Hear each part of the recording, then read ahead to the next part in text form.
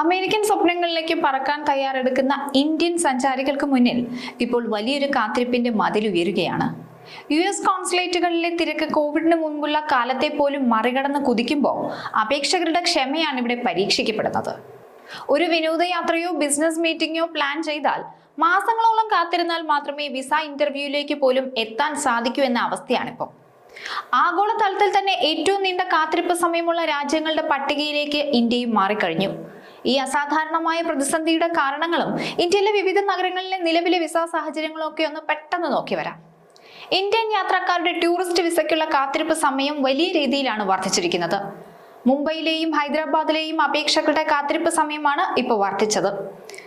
ഇപ്പൊ ശരാശരി 9 മാസത്തെ കാത്തിരിപ്പാണ് അപേക്ഷകർ നേരിടുന്നത്. ഇന്ത്യയിലെ മിക്ക കോൺസുലേറ്റുകളിലും ഈ തടസ്സം ഇപ്പോൾ അനുഭവപ്പെടുന്നുണ്ട്.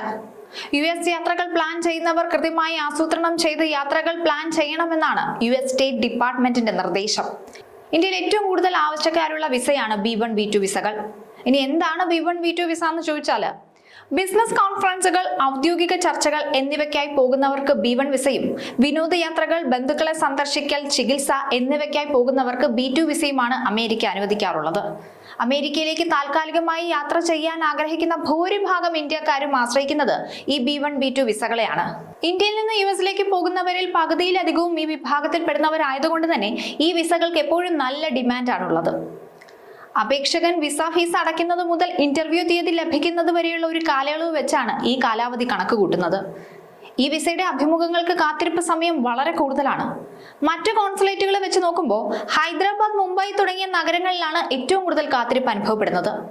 ആഗോള തലത്തിൽ തന്നെ ഇതിന് ഏറ്റവും ദൈർഘ്യമേറിയ കാത്തിരിപ്പ് സമയങ്ങളിൽ ഒന്നെന്നാണ് പറയുന്നത്.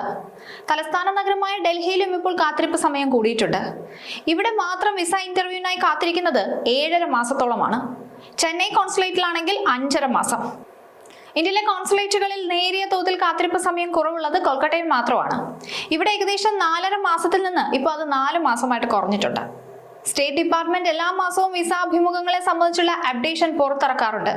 അപേക്ഷകർ അഭിമുഖം ബുക്ക് ചെയ്താൽ നിങ്ങൾക്ക് ലഭിച്ചിരിക്കുന്ന ഷെഡ്യൂൾ സിസ്റ്റം നിർബന്ധമായും പരിശോധിക്കണം. പുതിയ സ്ലോട്ടുകൾ ലഭ്യമാകുന്നതിനനുസരിച്ച് അവർക്ക് മുൻപത്തെ തീയതികളിലേക്ക് നിങ്ങളുടെ ഇന്റർവ്യൂ ഷെഡ്യൂൾ ചെയ്യാൻ സാധിക്കും. എന്നാൽ അപേക്ഷകർ ശ്രദ്ധിക്കേണ്ട മറ്റൊരു പ്രധാന കാര്യം, ഇത് ഏകദേശം ഒരു കണക്ക് മാത്രമാണെന്നുള്ളതാണ്. ഇതിൽ സ്റ്റേറ്റ് ഡിപ്പാർട്ട്മെന്റ് അപേക്ഷകന്റെ അഡ്മിനിസ്ട്രേറ്റീവ് പ്രോസസ്സിങ്ങിനോ പാസ്പോർട്ട് ഡെലിവറിക്കോ എടുക്കുന്ന സമയം ഉൾപ്പെടുത്തിയിട്ടില്ല.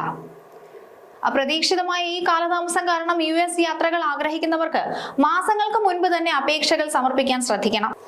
എങ്കിലും പലപ്പോഴും ലഭ്യമാകുന്ന വിവരം ഒരു ഏകദേശ കണക്ക് മാത്രമാണ്.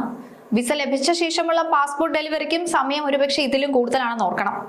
അതുകൊണ്ട് വിസ കയ്യിൽ കിട്ടുന്നതിന് മുമ്പ് വിമാന ടിക്കറ്റുകളും ഹോട്ടലും ബുക്ക് ചെയ്യാതിരിക്കുന്നതാണ് സാമ്പത്തിക നഷ്ടം ഒഴിവാക്കാൻ ഉചിതം. ശരിയായ ആസൂത്രണം ഉണ്ടെങ്കിൽ മാത്രമേ ഈ പ്രതിസന്ധി ഘട്ടത്തിൽ മറികടക്കാനും ഇതിനെ അതിജീവിക്കാനും ഒക്കെ സാധിക്കൂ. എന്തായാലും അമേരിക്കയിലുള്ള പോക്ക് പണ്ടത്തെ പോലെ അത്ര സുഗമമല്ല. പ്രത്യേകിച്ച് ഡൊണാൾഡ് ട്രംപ് പ്രസിഡന്റായി അധികാരത്തിലെത്തിയ ശേഷം അമേരിക്കൻ വിസയുടെ കാര്യത്തിൽ ഡൊണാൾഡ് ട്രംപിന് വല്ലാത്തൊരു കടുംപിടുത്തമുണ്ട്.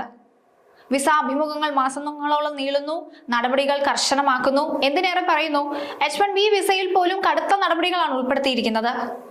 അപേക്ഷകരുടെ സോഷ്യൽ മീഡിയ അക്കൗണ്ടുകൾ വരെ കീറി മുറിച്ച് പരിശോധിക്കുന്ന രീതിയിലേക്ക് ട്രംപ് ഭരണകൂടം എത്തിക്കഴിഞ്ഞു.